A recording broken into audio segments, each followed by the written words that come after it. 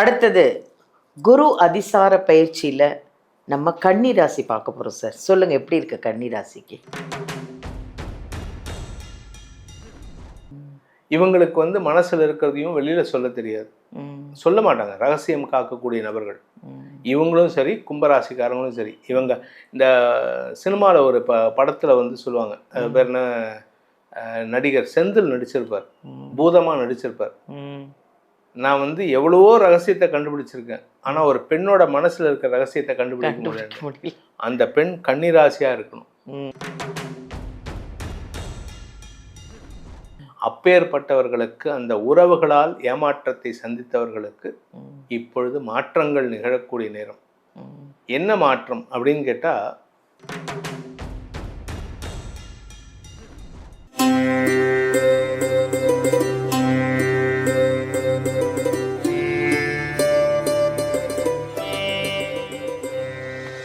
Hi, எல்லாருக்கும் வணக்கம். நான் உங்கள் பாலாம்பிகா. உலகமெல்லாம் பார்த்து ரசித்து எங்களுக்கு நிறைய கமெண்ட்ஸ் கொடுத்து இந்த ஜோதிட யுகம் சேனலை வந்து நீங்கள் அவ்வளோ அழகாக பிரபலமாக்கி உங்களோட என்னென்ன விஷயங்களை உங்களுக்கு நாங்கள் கொண்டு வந்துட்ருக்கோம் அப்படிங்கிறது உங்களோட கமெண்ட்ஸில் பார்த்து தாங்க நாங்கள் நிறைய தெரிஞ்சுக்கிட்டோம். இன்னும் என்ன பண்ணலாம், எத்தனை ராசி பலன் பயிற்சிகள்லாம் உங்களுக்கு கொடுக்கலாம் அப்படின்னு ஒன்றா ஒரு ஜோதிடர்களையும் கூப்பிட்டு உங்களுக்கான விஷயங்களோட பரிகாரத்தோட நிறைய விஷயங்கள் நீங்கள் எங்களுக்கு கமெண்ட் கொடுத்துருக்கும் போது இந்த பரிகாரம்லாம் நல்லா இருக்குது, அந்த பரிகாரத்தை பார்த்து நாங்கள் செஞ்சு இன்றைக்கி நல்லா இருக்கோம், ரொம்ப நல்லா இருக்குது அப்படின்னு உங்களோட கமெண்ட்ஸை பார்த்து தான் நாங்கள் ஒரு நிகழ்ச்சியாக உங்களுக்கு கொண்டு வந்துட்ருக்கோம். இன்றைக்கி அப்படி ஒரு அருமையான ஒரு பதிவுங்க, ரொம்ப ஒரு வித்தியாசமான பதிவு. குரு அதிசார பயிற்சி, அது ஒரு அருமையான பதிவுங்க. பதிவுன்னு சொல்ல முடியல. இந்த குரு அதிசார பயிற்சியில் 12 ராசியும் எப்படி இருக்கும், குரு அதிசார பயிற்சினா என்ன, அது எப்போ வருது அப்படின்னு ஒரு அருமையாக உங்களுக்காக 12 ராசிக்கும் அழகாக எடுத்துகிட்டு வந்திருக்காரு நம்ம வேத ஜோதிடர் பிரகாஷ் நரசிம்மன் அவர்களை தான் நம்ம சந்திக்க போகிறோம். உங்களுக்காக, உங்கள் 12 ராசிக்காக தாங்க சொல்ல வந்திருக்காரு.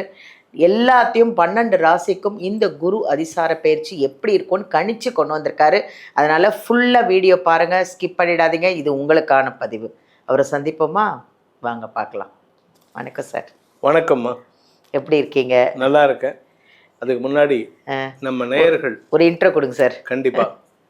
நம்ம ஜோதிடர் யுகம் நேயர்கள் அனைவருக்கும் அடியன் வேத ஜோதிடர் பிரகாஷ் நரசிம்மனின் அன்பான வணக்கங்கள்.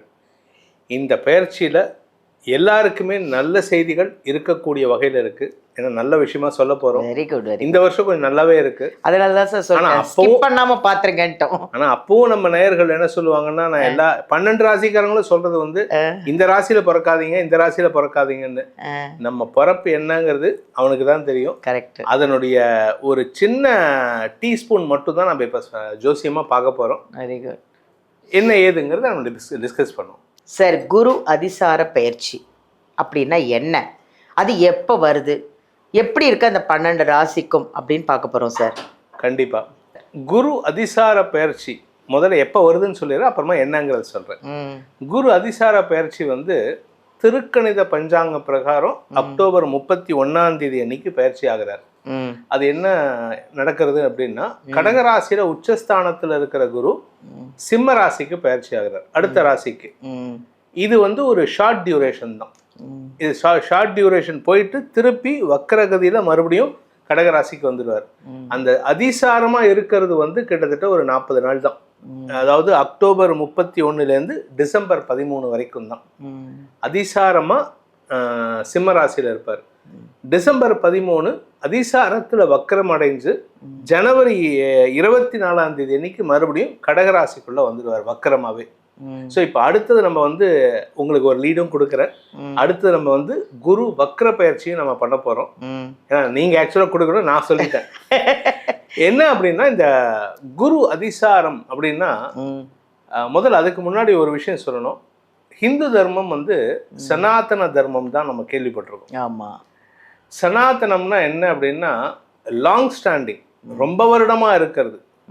இப்போ வந்து ஒரு எக்ஸாம்பிள் சொல்லணும் அப்படின்னா, புரட்சி தலைவர் எம்ஜிஆர், அடுத்தது வந்து நடிகர் திலகம் செவாலிய சிவாஜி கணேசன், சூப்பர் ஸ்டார் ரஜினிகாந்த், அதுக்கப்புறம் உலகநாயகன் கமலஹாசன். இவங்க 4 பேருமே பார்த்தீங்கன்னா கிட்டத்தட்ட லாஸ்ட் ஒரு 60 வருஷமா தமிழக சினிமாவை, இன்ஃபேக்ட் இந்தியன் சினிமாவே அவங்க கூழ வச்சு நடத்திட்டு இருக்காங்க. இந்த லாங் ஸ்டாண்டிங்கா இருக்காங்களே, இதுக்கு பேர் தான் சனாதனம். சனாதனம்னா உடனே வந்து ஏதோ பேசுறதெல்லாம் வேண்டாம், நம்ம அரசியல் போக வேண்டாம், அடுத்தவங்களை பத்தி தப்பா பேச வேண்டாம். ஆனா இந்த சனாதனத்தோட ஸ்பெஷாலிட்டி, அதோட அர்த்தம் நிறைய பேருக்கு தேவைதான் சார். ஆமா, இந்த சனாதனத்தினுடைய ஸ்பெஷாலிட்டி என்னன்னா, இப்பதான் வந்து நாசாவும் இங்கிலீஷ்காரங்களும் சயின்ஸ்னு சொல்லக்கூடிய விஷயத்த பலாயிரம் வருஷத்துக்கு முன்னாடியே சயின்டிஃபிக்கா சொல்லிட்டாங்க. அந்த சயின்ஸ் தான் இந்த அதிசார பயிற்சி. குரு அதிசாரம் எப்போ ஏற்படும் அப்படின்னா, குரு இருக்கிற இடத்துல, குரு இருக்கிற ராசியிலேருந்து சூரியன் வந்து 5ஆம் ராசி, 6ஆம் ராசி, 7ஆம் ராசி, 8ஆம் ராசி, 9ஆம் ராசி, இந்த 5 ராசிகள்ல சூரியன் டிராவல் பண்ணும்போது, குரு இருக்கிற இடத்துலேருந்து இந்த சூரியன் வந்து இந்த 5 ராசிகள்ல டிராவல் பண்ணும்போது குரு அதிசார பயிற்சி ஏற்படும். அப்போ இப்போ வந்து கடகத்துல இருக்காரு. சூரியன் வந்து 5ஆவது ராசி பார்த்தீங்கன்னா விருச்சிக ராசிக்கு போகும்போது தான், விருச்சிக ராசிக்குள்ள என்ட்ரு ஆகும்போது இந்த அதிசார பயிற்சி துவங்கும். ஸோ விருச்சிகம், தனுசு, மகரம், கும்பம், அந்த 5 ராசிகளில் 5, 6, 7, 8, 9 இந்த ராசிகளில் டிராவல் பண்ணும்போது குரு அதிசார பயிற்சி நடக்கும். இந்த குரு அதிசார பயிற்சினா சிம்பிள். என்ன அப்படின்னா, நம்ம பூமியிலேருந்து குரு பக்கத்தில் இருப்பார், சூரியன் வந்து லாங் டிஸ்டன்ஸில் இருப்பார். அப்போ பார்க்கறதுக்கு என்ன தோணுன்னா, குரு ஃபாஸ்ட்டாக ட்ராவல் பண்ணுற மாதிரி தெரியும். ஸோ அந்த குரு ஃபாஸ்ட்டாக, அதாவது அதிக பிரசங்கித்தனமாக போகிற மாதிரி தெரியும், ஆனால் அவர் ஃபாஸ்ட்டாக ட்ராவல் பண்ணல. நம்மளுடைய பர்செப்ஷன், நம்ம பார்க்குற பார்வை. இப்போது நம்ம வந்து இங்கேருந்து பார்க்குறோம் அப்படின்னா ட்ரெயின் ஃபாஸ்ட்டாக போகுதுன்னு சொல்லுவோம். அதே ஒரு ஃப்ளைட்டு, மேலே போகிற ஃப்ளைட்டு மெதுவாக போகுது, அது மெதுவாக போகுது, 650 கிலோமீட்டர் ஸ்பீடில் போகுது. அது மாதிரி தான் இந்த குருவும் நம்மளை சூரியனோட ஃபாஸ்ட்டாக ட்ராவல் பண்ணுறதுக்கு பேர் குரு அதிசார பயிற்சி. அந்த குரு அதிசார பயிற்சி சிம்ம ராசிக்கு போனால் என்னென்ன நல்ல பலன்கள் எல்லாருக்கும் இருக்குங்கிறத இப்போ ஒவ்வொரு ராசிக்கும் நம்ம பார்க்க போகிறோம். நீங்கள் கேள்வி கேட்க போகிறீங்க. ஏன்னா நிறைய பேர்த்துக்கு அதிசாரம்னா என்னன்னு தெரியாது, வக்ரம்னா என்னன்னு தெரிய மாட்டேங்குது. அடுத்தது வக்ர பயிற்சியை பற்றி பேசும்போது அடுத்த எபிசோடில் அதை பற்றி பேசலாம். Thank you thank you. நீங்கள் சொல்கிறதுக்கு முன்னாடியே நான் சொல்லி ஓகே சார், அருமையான ஒரு இன்ட்ரோ சார், இன்ட்ரடியூஸ் நீங்கள் அழகாக அதை உண்மையிலேயே குரு அதிசார பயிற்சி அப்படின்னா நிறைய பேருக்கு தெரியாது, அது அழகாக நீங்கள் எக்ஸ்பிளனேஷன் கொடுத்து தெரிய வச்சிங்க. அடுத்தது குரு அதிசார பயிற்சியில் நம்ம கன்னி ராசி பார்க்க போகிறோம் சார். சொல்லுங்கள், எப்படி இருக்கு கன்னி ராசிக்கு? ஏமாற்றங்களை சந்தித்து கொண்டிருக்கும் கன்னி ராசி நண்பர்கள். எவ்வளோ அழகான டைட்டில். ஏன்னா அவங்க வந்து நம்ம தெய்வத்தை சொல்லுவாங்க, நம்பினோர் கைவிடப்படார், முருகனை நம்பினோர் கைவிடப்படார்னு. ஆனால் இந்த கன்னிராசி நண்பர்கள் அவங்க நம்பினவங்க அவங்கள கை விட்டுட்டாங்க. ஏன்னா 7ஆம் இடத்துல சனி இருக்கார். இவங்களுக்கு சனி யோகாதிபதி, ஆனால் 7ஆம் இடத்துல இருக்கார். 7ஆம் இடம் பாதகஸ்தானம், கெடுதலை தரக்கூடிய இடம். ஸோ அதனால நம்பினவங்களே, கூட பிறந்தவங்களே ஏமாத்திருப்பாங்க, இல்லை உறவுகளே ஏமாத்திருக்கும், காதலிச்சிருப்பாங்க, ஃபெயிலியர் ஆயிருக்கும். இந்த லவ் ஃபெயிலியர் அதெல்லாம் தான் நடந்திருக்கும். இவங்களுக்கு வந்து மனசில் இருக்கிறதையும் வெளியில் சொல்ல தெரியாது, சொல்ல மாட்டாங்க, ரகசியம் காக்கக்கூடிய நபர்கள். இவங்களும் சரி, கும்பராசிக்காரங்களும் சரி. இவங்க இந்த சினிமாவில் ஒரு படத்தில் வந்து சொல்லுவாங்க, பேர் என்ன, நடிகர் செந்தில் நடிச்சிருப்பார், பூதமாக நடிச்சிருப்பார். நான் வந்து எவ்வளவோ ரகசியத்தை கண்டுபிடிச்சிருக்கேன், ஆனால் ஒரு பெண்ணோட மனசில் இருக்கிற ரகசியத்தை கண்டுபிடிக்க முடியல. அந்த பெண் கன்னிராசியாக இருக்கணும். ஏன்னா மற்ற ராசி பெண்களாக இருந்தால் உளறிடுவாங்க. ஆனால் கன்னிராசியில் பிறந்த பெண்களாகட்டும் ஆண்களாகட்டும் மனசில் இருக்கிற ரகசியத்தை வெளியில் சொல்ல மாட்டாங்க. அப்பேற்பட்டவர்களுக்கு, அந்த உறவுகளால் ஏமாற்றத்தை சந்தித்தவர்களுக்கு இப்பொழுது மாற்றங்கள் நிகழக்கூடிய நேரம். என்ன மாற்றம் அப்படின்னு கேட்டால், குரு வந்து இவங்களுக்கு லாபஸ்தானத்தில் இருக்கிற குரு விரயஸ்தானத்துக்கு வராரு. ஸோ இவங்களுக்கு இளம் வயதினராக இருந்தால் திருமண யோகம் கைகூடும், கல்யாணம் நடக்கும். சார் 7ஆம் இடத்துல சனி இருக்காரு, அதுலேயும் கல்யாணம் நடக்கிறதுக்கு இவங்களுக்கு மட்டும்தான். ஏன்னா இவங்களை பொறுத்த வரைக்கும் குரு பாதகாதிபதி, பாதகாதிபதி 12 மறைவது விசேஷம். இடமாற்றம் ஏற்படும், வேலைக்காக வெளியூருக்கு போவாங்க, இல்லை வெளியூரில் இருக்காங்கன்னா, சார் நான் வந்து என்னோட நண்பர் ஒருத்தர், ஒரு கிளைண்ட் ஒருத்தர், அவர் வந்து நார்த்தில் வந்து சண்டிகர் பக்கத்தில் எங்கேயோ இருக்கார். அவர் கேட்டே இருப்பார், அவருக்கு இந்த எபிசோட் மூலமாக ஒரு விஷயம் சொல்கிறேன். அவர் ஏற்கனவே மெசேஜ் பண்ணிட்டேன். ம். அவர் வந்து மீண்டும் குடும்பத்தோட சேரக்கூடிய நேரம் கன்னிராசி அவரு. கன்னிராசி. ம். ஸோ இந்த கன்னிராசிக்கு இவங்களுக்கு குடும்பத்தை விட்டு பிரிஞ்சு போயிருந்தாங்கன்னா திரும்பி வருவாங்க. ம். இவங்க உறவுகள், இவங்க அப்பாவோ இல்லை இவங்க கூட பிறந்தவங்களோ ம். பிரிஞ்சு போயிருந்தாங்கன்னா இப்போ சேரக்கூடிய நேரம் வருது. ம். அதே சமயம் இவங்களால இவங்க அம்மாவுக்கு நல்ல நேரம், ம். இவங்க அம்மாவுக்கு வசதி வாய்ப்புகள் பெருகுகின்ற நேரம். ம். அப்பா கூட கொஞ்சம் மிஸ் அண்டர்ஸ்டாண்டிங் இருக்குது, ம். அதை அப்படியே மெயின்டைன் பண்ணிக்கிட்டோம். ம். ரொம்ப பெருசாக போகாமல் பார்த்துக்கணும். ம். ம். அப்பாவுடைய ஹெல்த்தும் கொஞ்சம் அப்பப்போ படுத்திட்டு இருக்கு, ம். அதை மட்டும் கொஞ்சம் பார்த்துக்கணும். என்னதான் வேண்டாதவங்களா இருந்தாலும் அப்பாவாச்சே, பெற்ற தந்தையை பாதுகாப்பது அவசியம்.